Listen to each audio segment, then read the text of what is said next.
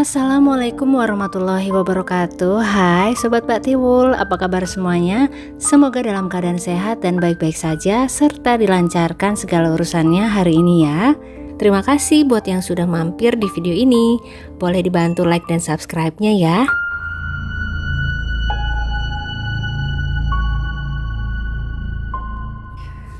Novita Anggraini adalah seorang ibu muda berusia 26 tahun berasal dari Nganjuk, Jawa Timur. Novita saat itu berstatus orang tua tunggal dengan satu anak perempuan. Dia sudah pernah menikah namun harus berakhir dengan perceraian. Anak perempuan tersebut adalah hasil buah cintanya dengan suami pertama tersebut. Setelah bercerai, untuk menyambung perekonomian diri dan anaknya, Novita memutuskan untuk bekerja menjadi seorang asisten rumah tangga. Untuk itu, anaknya yang waktu itu masih bayi kemudian dia titipkan ke ayahnya yang berada di Kecamatan Pace, Nganjuk, Jawa Timur. Sang ayah atau kakek dari bayi tersebut bernama Bapak Suyono berusia 70-an tahun. Dengan sepenuh hati dia merawat cucu perempuannya tersebut di rumahnya di Nganjuk. Bayi perempuan itu diberi nama Faiza Taskia Safiyatun Nisa atau biasa dipanggil dengan nama Nisa. Kakek Suyono tampak sangat menyayangi Nisa. Sebagaimana biasa ya sobat, kasih dari seorang kakek atau nenek kepada cucu akan lebih besar dibanding kasih dari ayah ibunya sendiri. Nisa juga betah dan tidak rewel kala harus ditinggal jauh dengan sang ibu. Mungkin karena sejak bayi sudah tinggal bersama sang kakek ya, hingga Novita pun bisa dengan tenang bekerja sebagai ART di rumah majikannya. Sampai pada suatu saat di awal tahun 2024 ada seorang pria yang melamar mengajak Novita untuk menikah.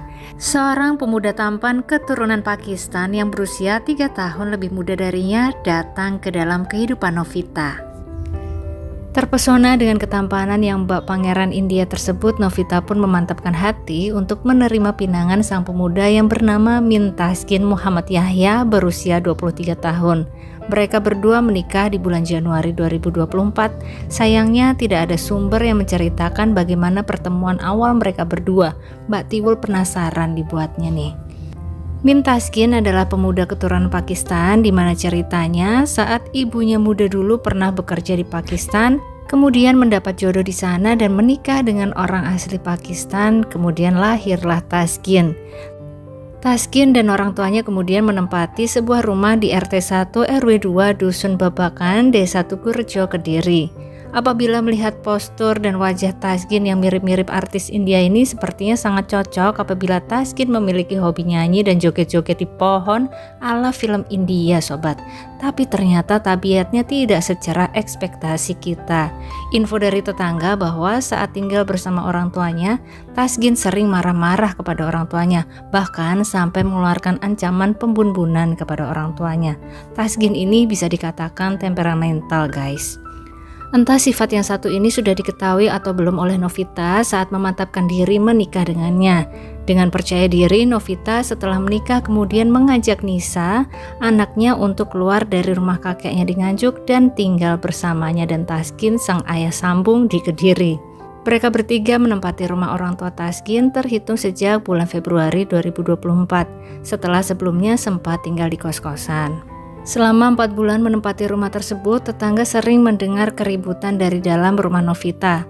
Namun para tetangga tidak ada yang berani ikut campur, terlebih karena Novita dan Taskin sangat jarang bersosialisasi di lingkungan tersebut. Bahkan mereka juga tidak tahu apa profesi Taskin, hanya menebak-nebak bahwa profesi Taskin adalah serabutan. Novita rupanya mendapat bonus sobat, suaminya selain temperamental ternyata pekerjaannya juga belum jelas. Mungkin dua hal inilah yang sering menjadi pemicu percekcokan mereka. Yang paling kasihan di sini adalah Nisa, balita 3 tahun yang tadinya merasakan banyak cinta dan kasih di rumah sang kakek.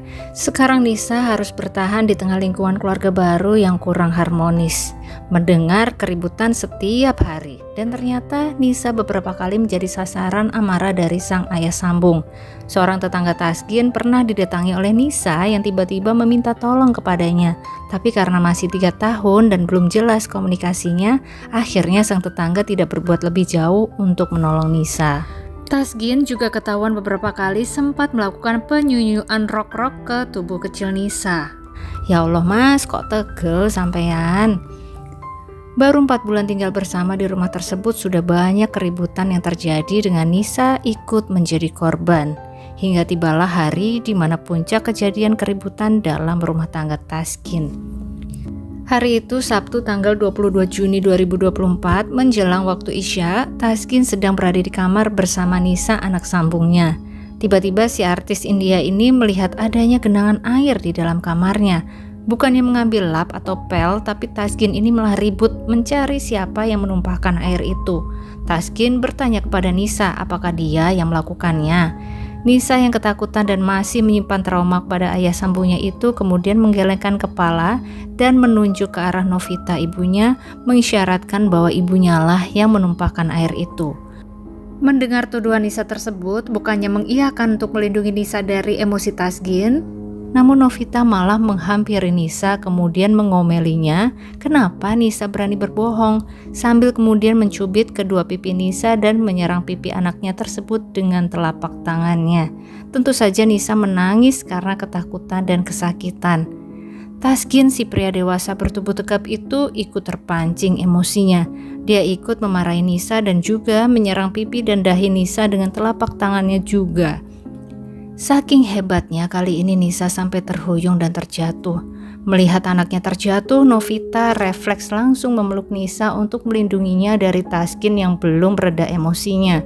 Taskin masih melayangkan serangan dari tangannya, namun kali ini malah mengenai tangan Novita istrinya. Taskin yang tidak sengaja mengenai tangan istrinya itu kemudian meminta maaf kepada sang istri. Mengira bahwa Taskin sudah reda emosinya, Novita kemudian melepaskan pelukannya dari Nisa. Tapi ternyata sobat, emosi benar-benar sudah menutupi hati dan pikiran Taskin. Melihat Nisa yang sudah tidak dilindungi ibunya tersebut, Taskin melancarkan serangannya lagi. Kali ini mengarah ke bagian perut Nisa sampai terjatuh lagi. Diberdirikannya Nisa kembali, kemudian diserangnya dada Nisa sampai terjatuh lagi. Dan saat terjatuh terakhir ini, Nisa seperti mengeluarkan suara dengkuran sampai akhirnya hilang kesadaran. Menyadari hal itu, Taskin dan Novita menjadi panik. Segera mereka melakukan upaya penyelamatan pertama dengan memberi bantuan nafas buatan. Tapi ternyata terlambat sobat. Nisa sudah tidak bernyawa lagi. Mereka terlambat untuk membantu mengembalikan nafas Nisa.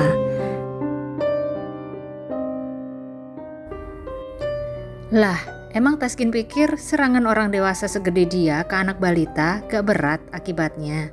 Astagfirullahaladzim, Mbak Tiwo jadi ikut emosi ke si artis India ini sobat. Melihat tubuh tidak bernyawa Nisa, alih-alih menghubungi pihak medis atau berwenang atau mengabari pihak keluarga, mereka malah kemudian mencari cara untuk menghilangkan jejak tindakan jaharanya tersebut.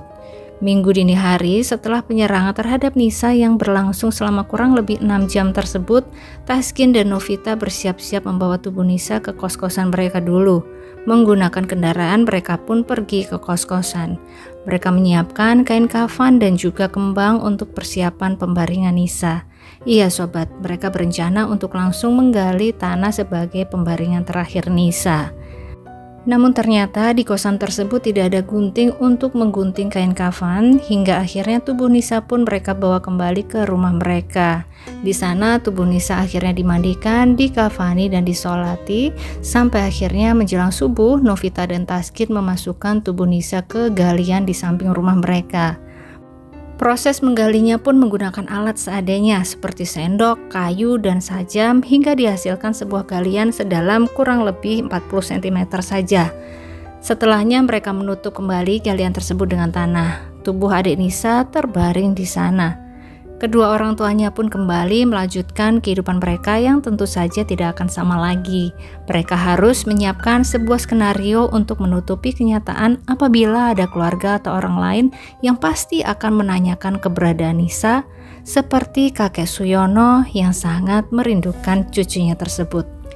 Sehingga ketika pada hari Selasa tanggal 25 Juni 2024 saat Novita dan Taskin datang berkunjung ke rumah kakek Suyono di Nganjuk, sang kakek cukup keheranan karena kok Nisa, cucu kesayangannya itu tidak diajak. Maka sang kakek pun menanyakan, "Nisa di mana, Nduk? Kok nggak diajak?" Tiba-tiba meluncurlah sebuah cerita yang tidak pernah disangka oleh sang kakek. Novita dan Taskin menangis bersimpu di kaki kakek Suyono. Mereka bercerita bahwa Nisa sudah tiada akibat sebuah kecelakaan yang dialaminya. Tentu saja kakek sangat terkejut dan setengah tidak percaya. Kenapa bila Nisa kecelakaan hingga kehilangan nyawa dirinya tidak diberi kabar? Seketika kakek meminta untuk ikut ke Kediri ke rumah Novita dan Taskin. Tidak sendirian, kakek juga mengajak beberapa anggota keluarga lain.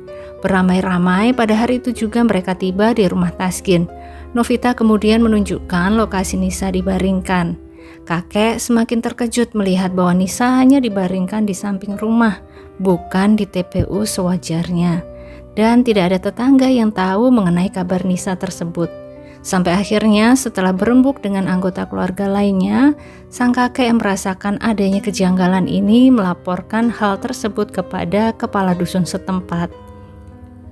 Pada tanggal 27 Juni 2024, kepala dusun akhirnya langsung membawa laporan ini ke kepolisian Kediri.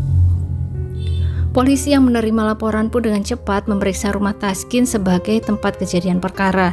Tubuh Nisa pun dikeluarkan lagi dari tempat pembaringannya dan dibawa ke rumah sakit untuk diotopsi. Saksi-saksi juga dikumpulkan untuk dimintai keterangan. Meluncur berbagai kesaksian dari para tetangga yang sering mendengar keributan dari rumah Taskin, serta di mana beberapa hari sebelum Nisa menjadi korban, Nisa pernah meminta tolong kepada tetangga, serta berbagai keterangan lain yang dikumpulkan oleh pihak kepolisian. Mereka langsung mengetahui siapa di balik tindakan jahara kepada balita usia 3 tahun ini. Novita dan Taskin pun kemudian diamankan oleh pihak Satreskrim Polres Kediri untuk diinterogasi. Dalam interogasinya tersebut mereka mengakui semua perbuatannya dan sedihnya tampak tidak ada penyesalan di wajah sang ibu saat mendengar penjelasan dari Taskin. Keterangan mereka berdua pun kemudian dicocokkan dengan hasil autopsi di mana ada sedikit perbedaan. Taskin dan Novita menjelaskan bahwa mereka menyerang Nisa dengan tangan kosong, sedangkan dari hasil autopsi diperoleh data bahwa penyebab Nisa kehilangan nyawa adalah adanya kebocoran di bagian kelapanya akibat benturan benda tumpul.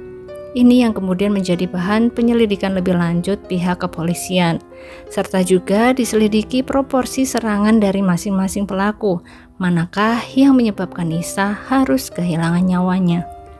Akibat dari tindakannya ini, keduanya dijerat dengan pasal 4 ayat 1 Undang-Undang 23 tahun 2004 tentang penghapusan KDRT dan atau pasal 80 ayat 34 Jungto pasal 76C Undang-Undang 35 tahun 2014 tentang penghapusan atas Undang-Undang 23 tahun 2004 dengan ancaman hukuman maksimal 20 tahun penjara, di mana akan ditambah sepertiga lagi dari ketentuan bila pelaku adalah orang tua korban. Semoga adik kita Nisa bisa mendapatkan keadilan yang seadil-adilnya ya. Mbak Tiwul betul-betul tidak bisa membayangkan 6 jam diserang bertubi-tubi oleh 2 orang dewasa yang seharusnya menjadi pelindungnya. Ya Allah, kita doakan bersama ya sobat, semoga adik Faiza Tazkiyah Safiatun Nisa atau Nisa saat ini sudah bermain dengan gembira di taman surganya Allah. Serta untuk kakek Suyono dan keluarga yang menyayangi Nisa, diberi ketabahan dan kekuatan luar biasa untuk menghadapi ujian ini. Amin ya Allah. Bagaimana sobat kasus tersebut? Mbak Tiwul selalu gak habis pikir, orang segede itu kok pilih lawannya anak balita ya? Di mana nyalinya?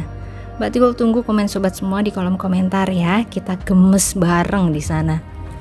Demikian kisah kita kali ini. Terima kasih banyak untuk yang sudah bersedia meluangkan waktunya untuk menonton hingga akhir. Jangan lupa like-nya kalau suka sama video ini.